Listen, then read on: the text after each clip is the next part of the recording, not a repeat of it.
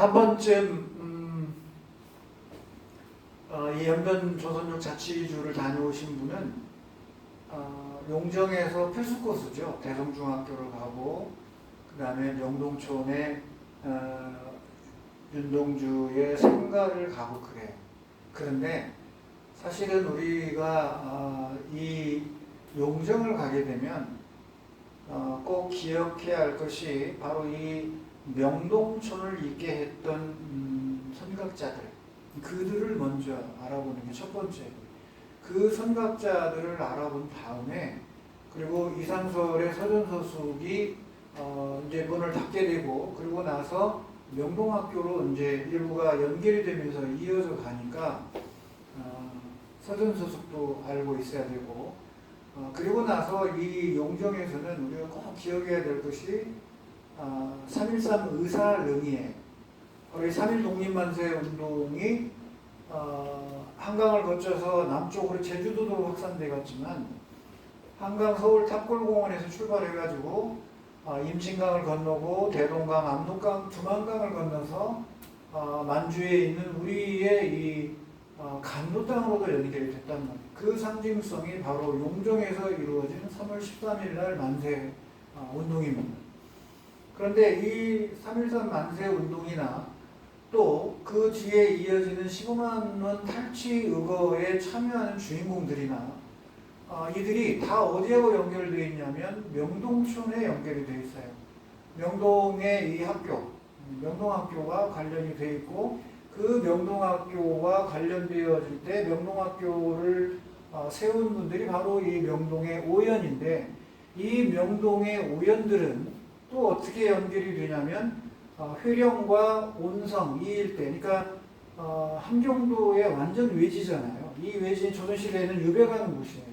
그래서 이 유배가는 곳이었기 때문에 사실은 이 성리학적으로는 우암 송시열 계열의 이들과 또 연결가 되어 있고, 그리고 훗날 조선 후기의 실학자였던 이 초정 박제가가 이곳으로 이제 유배를 오게 돼요. 그래서 유배를 와서 그런 실학사상도 영향을 받게 됩니다. 그러니까 그런 이 온성 회령 일대의 지식인들이 그런 유배인들로부터 마치 제주도도 비슷한 그런 성격을 가지고 있는데, 이 회령 온성으로 유배왔던 당대 지식인들, 이들로부터 그 지역사회로 있던 지식인들이 영향을 받고, 이들이 이런 실학적 사고를 가지면서 조선 후기에 이제 압록강을 건너서 이 간도 땅을 이제 개척하게 되는 거예요. 그래서 명동 오현 이전에, 명동 이전에 있었던 또 오현이 또 있어요. 그들을 먼저 아는 것이 이 용정에서는 중요한 역할이다. 그건 현장에 제가 말씀드리겠고요. 그리고 여기가 바로 그 15만 원 탈취 의거 현장이고, 이 탈취 의거에 참여했던 의사들 정말 대단한 분들입니다. 이분들이 그 일본의 혹독한 부분에 이제 숨져 가기도 하고, 일부는 탈출해서 생존하시기도 하지만, 여기에는 이 밀정이라고 하는 정말 악랄한 우리 같은 핏줄 민족이었던 사람들이 밀정으로 둔갑해서 우리 독립운동을 저지시키고 민족에 상처를 준 사람들 있지 않아야 되겠죠. 그 다음에 3.13 의사릉인데 독립만세 운동하다가 일본의 총을 맞아서 숨져갔던 분들의 이제 묘지가 여기에 자리 잡고 있어요. 이곳을 다 갈 것이고요. 그 3.13 만세 운동의 출발지가 바로 지금 현재 여기 학교로 되어 있는데, 유치원으로 되어 있는데, 여기가 표지석이 있습니다. 3.13 만세 운동이라고 하는 표지가 있고, 다음에 이제 연길로 오게 되면, 연길에는 연길 감옥 항일 투쟁 기념비가 있어요. 일제강점기에 우리 이 조선인들이 독립운동하다가 감옥에 이제 들어가게 되잖아요.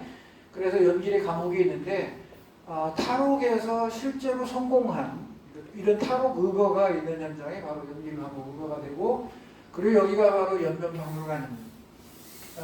연길에 가면 꼭 제가 가보자고 한 곳이 바로 이 연변박물관인데, 제가 2019년도에 바로 이 연길박물관에 있는 정효공주의 무덤 모형입니다. 그 모형이고, 여기가 바로 비석이에요. 제가 촬영한 비석이 이겁니다. 촬영한 비석이 이 비석이고, 그리고 이거는 이제 국립기념관인가요? 거기서 제공하는 비석이에요. 그래서 이 비석에 대한 해동 교재에 실어놨으니까 더 살펴보기로 하고, 그 다음에 여기가 이제 봉오동 전투지예요. 그래서 지금은 이렇게 새롭게 단장해서 봉오동 전적비를 꾸며놨지만 과거에 이 비가 이 비입니다. 이 비가 지금 이제 방치되어 있고 새로 만든 비가 여기에 있는데 조금 아래로 내려오면 방치된 이 비가 있는데 아마 사라졌을 거라고 생각이 돼요. 그래서 이 봉오동 전적지도 아마 접근이 어려울 거예요. 어려울 텐데 일단 도전은 해보도록 하겠습니다. 그래서 이 봉오동 전투에서 우리가 하면 대부분 이제 홍범도 장군을 얘기하잖아요. 홍범도 장군 얘기하고 최진동 장군 얘기하는데 우리가 여기서 꼭 기억할 분이 바로 최운산 장군입니다. 이 최운산 장군에 관한 것이 최근에 이제 학계에서 학술대회도 하고 또 기념사업회도 꾸려주고 최운산 장군이 얼마나 이쪽 도문 일대의 왕청현이나 도문의 이 수남촌이라고 하는 이 일대에 재력가이면서 우리 독립운동사에 커다란 족적을 남기신 분이에요. 그래서 제가 교재에 실어놨으니까 혹시 관심이 있으신 분들은 최운산 장군에 대해서 한번 찾아보길 바랍니다. 가기 전에. 자, 여기는 이제 도문이에요. 이 중국의 도문과 이게 지금 북한의 남양인데 이 다리가 바로 국경다리입니다. 우리가 지금 국경으로 가고 있는 거고 이 국경선이 여기 이 다리 뒤에가 바로 국경선. 넘어가면 이제 월북이 되는 거니까 안 되고 그래서 여기가 바로 경계가 되는 곳입니다. 이 변경선 선상에 제가 지금 있고 이 빨간 선이 가운데 빨간 선이 국경이니까 넘어가면 안 되잖아요. 제가 지금 그 국경에 서 있는 모습인데 2018년도의 모습이에요. 지금 이번에는 아마 여기를 못 들어갈 거라고 생각이 됩니다. 그래서 가기 전에 이 도문 쪽에 전망대가 있는데 전망대에서 우리 두만강이거든요. 두만강이 이제 얼어붙었잖아요. 얼어붙은 두만강을 사이에 두고 이 지금 중국과 북한이 교류의 흔적으로 다리가 지금 지어지고 있는 지금 벌써 완공됐겠죠. 이번에 가서 볼 수 있으면 한번 살펴볼 수 있으면 좋겠어요. 바로 이 도문의 국경 다리에서 동북아의 국제 정세나 또 중국과 북한 관계 또 통일 이후의 관계 이런 여러 가지 이 국제 정세를 살펴볼 예정입니다. 두만강의 국경 주변에서 지금 보여지고 있는 모습입니다. 자, 이제 도나예요. 도나로 오면 바로 지금 동무산성에 제가 올라와 있는데 여기도 중국 당국에서 우리 한국인들의 접근을 꺼려합니다. 못 가게 막는 곳이에요. 이번에 이 상한 동무산을 갈 수 있을지는 모르지만 아무튼 그 근처의 마을까지는 접근을 하려고 합니다. 그래서 이쪽이 마을인데 마을에서 길을 타고 이제 가는 이게 이제 동무산이에요. 여기가 바로 산성의 흔적들이 자리를 하고 있습니다. 그래서 고구려의 유민이었던 대조영이 말갈육과 함께 이끌고 와서 이 동무산에서 저기 했다라고 하는 기록으로 여기를 지금 보고 있는 거예요. 어쨌든 그래서 여기 표지석에 보면 이걸 좀 성산자 산성이라고 했는데 성산자 산성은 당나라 때 발해국의 조기 성터이다 이렇게 지금 나와 있어요. 자, 그리고 여기가 바로 육정산에 있는 발해의 귀족 왕족들의 무덤으로 보고 있는 곳입니다. 이 중에서 이제 무덤 한 내부를 제가 이제 보여주고 있는 거고요. 여기에 발해 고분군 이렇게 되어 있잖아요. 그래서 이곳이 바로 정효공주의 무덤입니다. 못 들어가요. 그런데 저는 당시에 2014년도에 10년 전에 가서 어떤 어렵게 들어갈 수가 있었습니다. 그리고 여기는 오동성 자리터고요. 지금 가면 어떻게 변했는지 모르겠습니다. 그 다음에 이제 발해의 유적으로 보고 있는 24개석 유적이에요. 3열로 8개씩 해서 24개가 있는데 이거 다 지금 뭐로 되어 있냐면 현무암으로 되어 있습니다. 도나 지역은 현무암 지역이에요. 그래서 도나에서 이제 위로 올라가면 해림으로 올라가는데 해림으로 올라가면 홍룡강성이에요. 그래서 도나에서 해림으로 올라가는 이 주변에는 전부 다 현무암들입니다. 제주에서 보는 현무암과 같은 암석들이죠.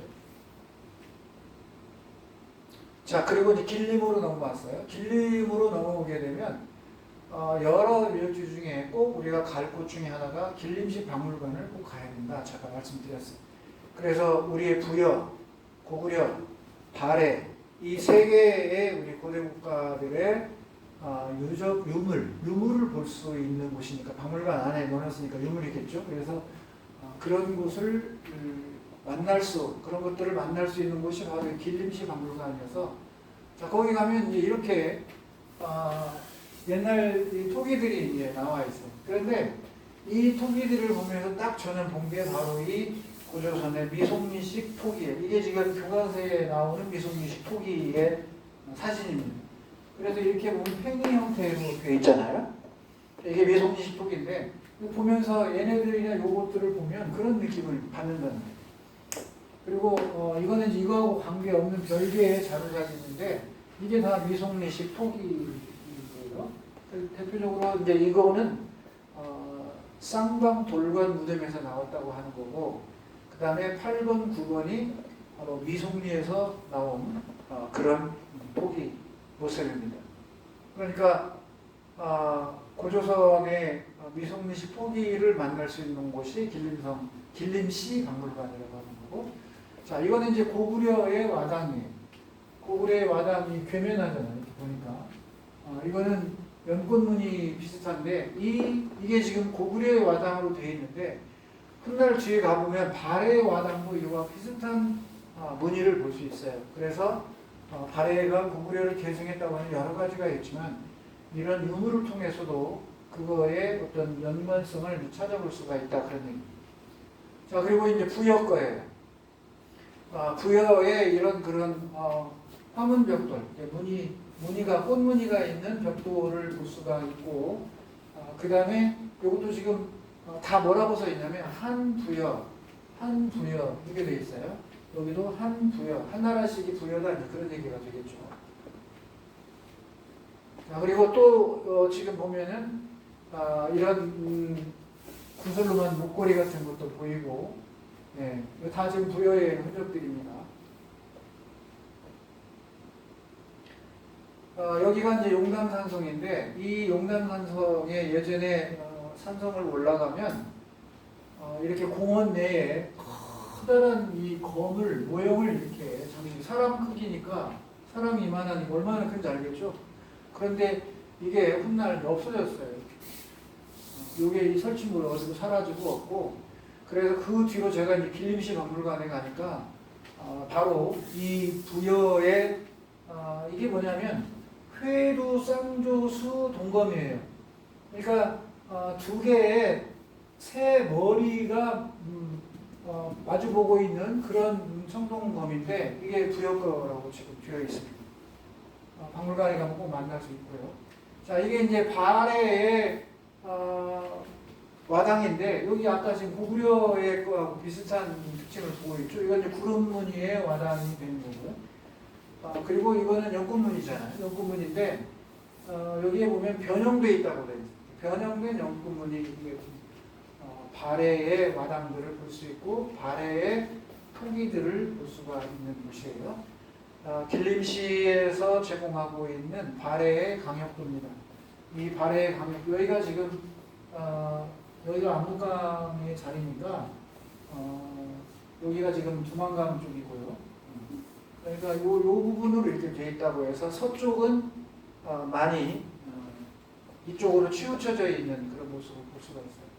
용담산성에 올라가면 이렇게 고구려의 용담산성이 토축으로 되어 있는 흙으로 판축기법으로 되어 있는 구간도 있고 그리고 그 다음에 흙과 돌을 섞은 토석 혼축 부분도 있고 그래요. 이거는 이제 절개를 해서 단면을 보려고 해놨던 곳인데 그래서 용담산성에 가면 고구려의 이 성이 돌과 흙으로 쌓은 곳과 그 다음에 흙만으로 판축기법으로 쌓은 이런 모습을 볼 수가 있다. 그런 얘기입니다. 여기 표지판에 중국의 입장을 볼 수가 있는데 용담산 산성은 아국 저명적 고구려 산성 이렇게 돼 있어요.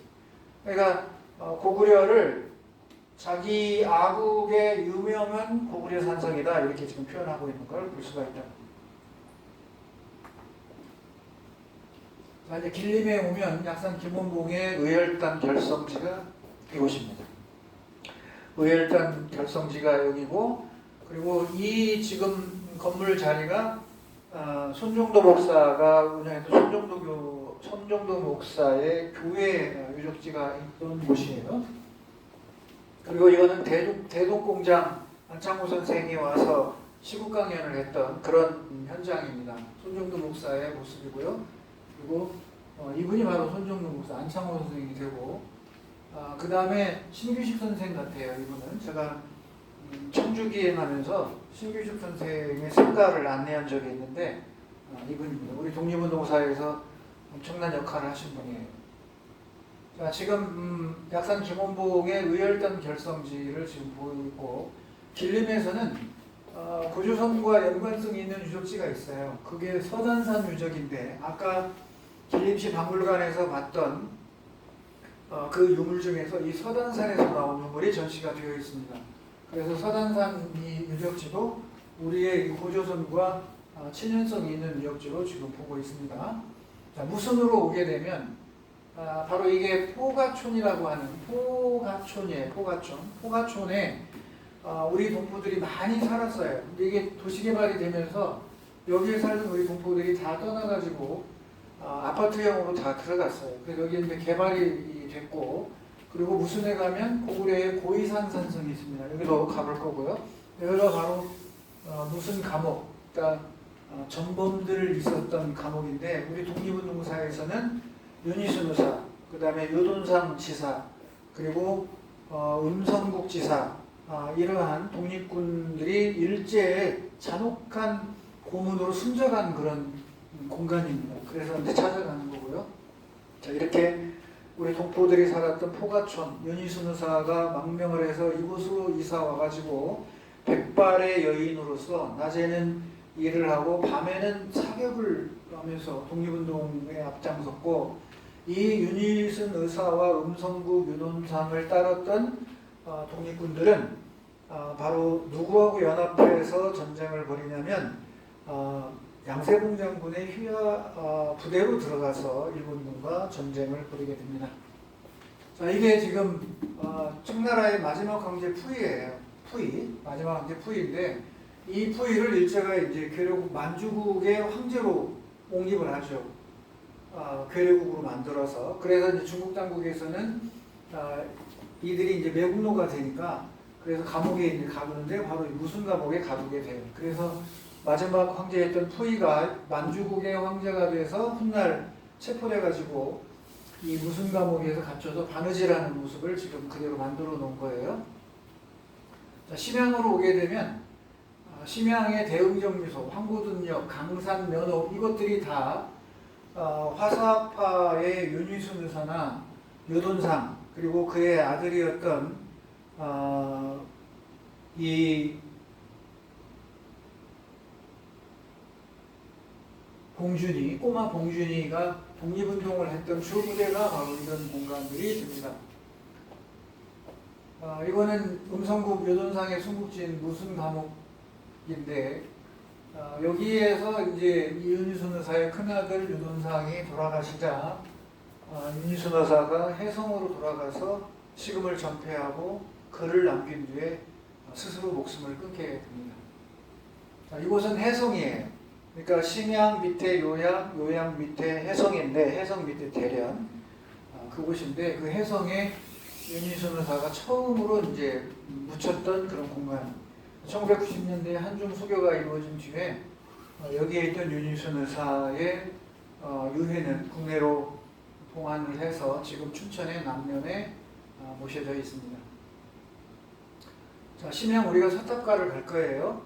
서탑의 마지막 전날부터 이제 가서 식사도 하고, 바로 이 조선 문서점이라고 하는 이 문서점이 조선 문서점이니까 우리 이제 뭐 연변출판사나 민족출판사나 이런 데에서 우리 이 동포들의 독립운동사와 관련된 책들을 많이 갖고 있는 곳이에요. 제가 독립운동사 연구하면서 바로 저 문서점에서 책을 많이 구했습니다. 그래서 국내에 알려져 있지 않은 그런 여러 정보들도 제가 소개를 하고 그랬는데, 그 문서점 옆에는 이렇게 평양관이라고, 북한의 평양관이 있고, 북한의 이 직원들이 나와서 체조하면서 홍보하는 그런 장면을 우리가 볼 수가 있어요.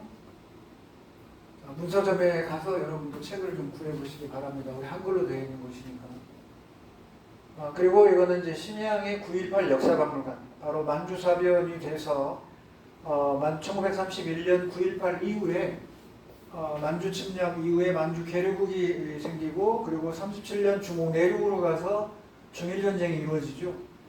다 연계가 됩니다. 그래서 이 일제가 잔인하게 학살하는 장면들을 다 이 9.18 역사박물관에 들어가면 볼 수가 있고요. 김일성과 관련된 자료도 여기에 들어가면 만나볼 수가 있습니다. 역사박물관 앞에 이렇게 조형물이 되어 있어요.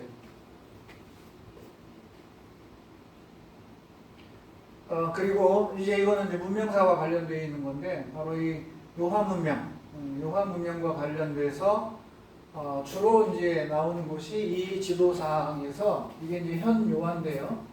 현 요하의 이 신화문행강, 설압 목류가라고 하는 이 신화문행강 주변이 여기가 순덕이고, 그리고 적봉이 있는데 여기가 적봉이에요.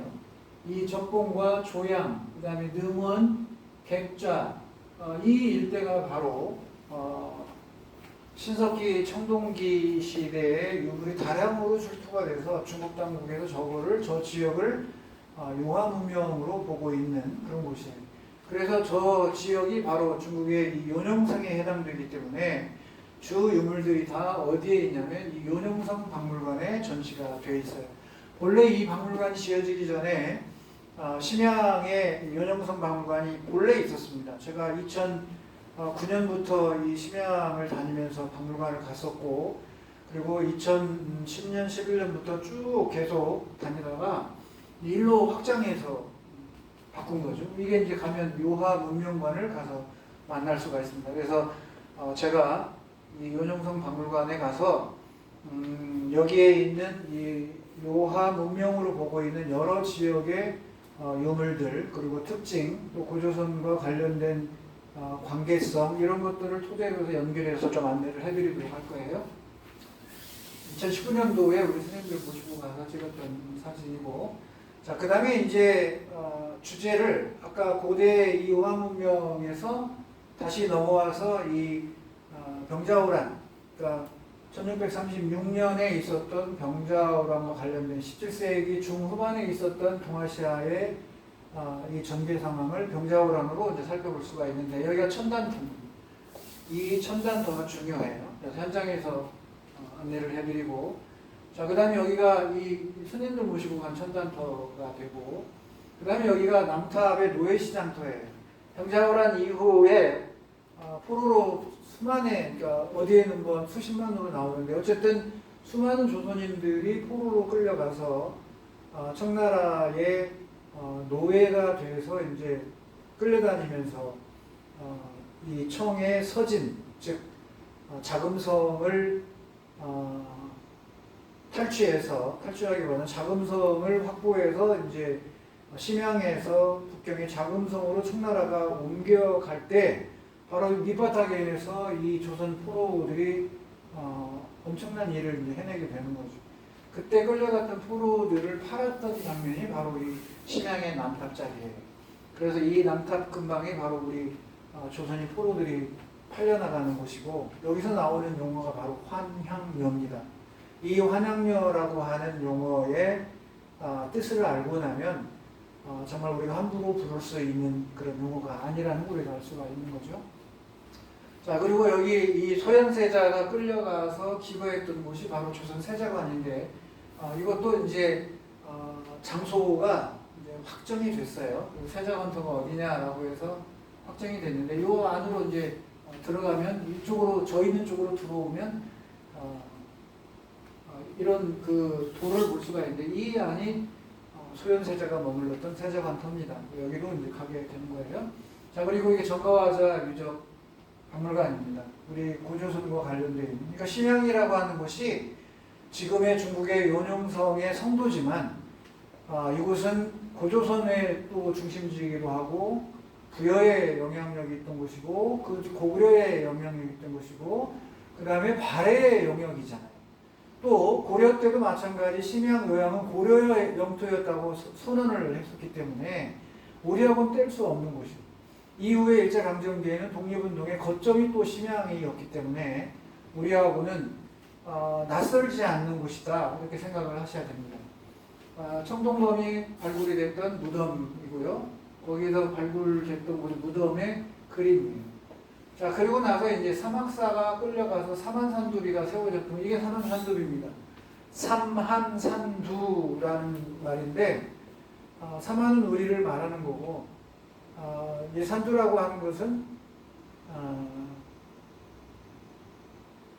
세 명의 홍익환, 윤집, 오달제를 거기다 빗대어서 쓰는 용어예요. 그래서 홍익환, 윤집, 오달제의 이 위패가 남한산성 안에 모셔져 있는데 그 현절사에 모셔져 있어요. 남한산성에. 그런데 그 삼한의 사막사들이 심양에 끌려와서 이제 처형을 당하고 보내졌단 말이에요. 그래서 훗날 이제 그분들의 이 절의 정신을 기리기 위해서 삼한산두리를 세운 건데 지금도 남아 있습니다. 우리가 현장에서 만날 것이고요. 그래서 삼한산두리에서 제가 이번 독립운동사를 마무리 7박 8일의 마지막 결론을 그곳에서 내리려고 하는 거예요. 이유는 그 삼한산두리는 병자호랑과 관련되어 있는데 그러면 1636년의 이 시대적 배경이 2024년 오늘의 이 시대적 배경과 다르냐? 거의 유사하다고 하는 거고요. 당시 이 17세기의 이 동아시아를 역사를 그 주도했던 것들을 보게 되면 바로 이 명나라와 성장하는 청나라와 대결 속에서 그 후방에 있었던 조선 이들과의 관계와 또 임진왜란 이후에 바다 건너 이 왜라고 하는 일본의 이 관계 이런 속에서 1636년 병자호란은 이 팽창하는 후금 청나라가 서쪽으로 가서 명나라를 무너뜨리고 중원을 차지하겠다는 대륙 점령의 욕심 속에서 명과의 이 관계를 갖고 있던 조선의 위치가 지정학적 위치가 후금과 청나라로 하여금 명을 침략하는 데 있어서 반드시 제압되어야 할 누그러뜨려 놔야 할 그런 지정학적 위치에 있었다는 것. 이런 시기에 외교가 중요한데 그 외교를 담당했던 조선의 지휘부, 특히 사대부 관료들, 이들은 당시 성리학적 사고로 무장이 되어 있었기 때문에 사고의 유연성이 없었어요. 경도된 이 성리학적 사고로 흥기하는 만주족 청나라를 오랑캐로만 취급하고 그 실제 현실의 어떤 위치를 무시하고 그리고 명나라의 사대 관계 속에서 황제에는 명만이 있고 이 지구에는 황제 국가는 하나다라고 하는 경직된 사고 그리고 청나라는 황제를 참칭했다고 하는 이런 관점이 다 성리학적 사고에서 오는 겁니다. 그러니까 이런 사고 때문에 그 청을 받아들이지 못하고 망해가는 명과의 관계를 존중하는 사대부들 그리고 그들이 이제 그런 사상으로 주전을 주장한 거죠. 여기에 이제 최명길 같은 사람이 화친을 주장하면서 이제 주하론을 얘기하는 게 이제 양명학적 사고를 가졌던 분들이에요. 그래서 성리학적 사고와 양명학적 사고를 가졌던 당시 이 조선의 정부의 지휘부의 특성을 고려할 때 양명학적 사고를 가진 사람이 주도할 수가 없었기 때문에 주전론이 강할 수밖에 없고 이러다 보니까 결국은 임진왜란 이후에 피폐해진 조선은 다시 어떤 혁신의 길로 가기보다는 예속 문제로 끌고 가면서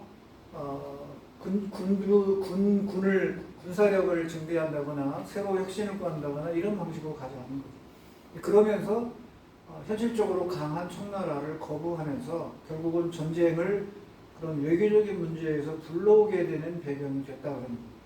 그래서 이 시대도 우리가 남과 북으로 분단되어 있는 상황에서 주변국의 미국이나 중국이나 러시아나 일본과의 관계에서 그 시대의 병자호란 시대의 지정학적 상황 총 고려해 보면 거의 유사하다고 하는 거예요. 그래서 제가 마지막을 사만산두비에서 병자호란에서 우리가 어떤 교훈을 얻어서 지금 이 시대, 이 시기에 우리가 처한 남북분단과 분단된 우리 민족 상황에서의 중국, 러시아, 미국, 그리고 일본, 또 유럽과 전체적으로 이 세계 패권 속에서의 관계, 이런 속에서 우리 한반도가 가야 할, 그 남북 분단된 나라가 가야 할 방향성이 어디에 있느냐, 그거는 병자호란에 있다라고 하는 겁니다. 그래서 이번 고대사를 찾아가는 기행, 또 독립지사들, 독립군들의 그러한 정신을 쫓아가면서 우리가 계승해야 할 것도 있고, 또 만주적인 우리 동포사회를 새롭게 보는 시각도 가져야 되고, 그리고 또 한편 비록 과거에 17세기에 있었던 병자호란이지만 지금 21세기에 그건 우리에게 훌륭한 교과서다. 그래서 이번 독립운동사 7박 8일은 우리 민족의 미래를 염려하고 준비하는 그런 기획이 될 것이라고 확신을 합니다. 여기까지입니다.